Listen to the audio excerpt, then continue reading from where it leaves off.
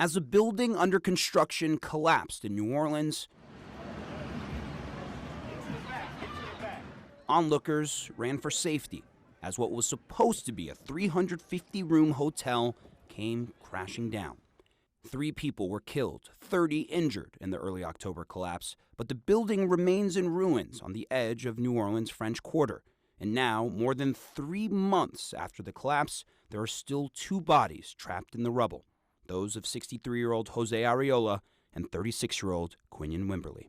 It's virtually impossible right now. I mean, they are in the collapse, and we've had experts from every field that we could find to come in here, and no one has been able to present a safe plan to do it without the risk of losing the building shifting and collapsing.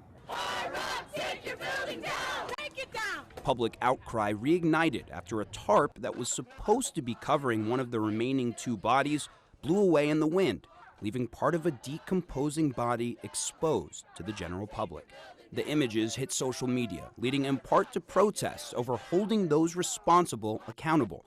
New Orleans Mayor LaToya Cantrell specifically pointed to the building's instability as the reason for delay.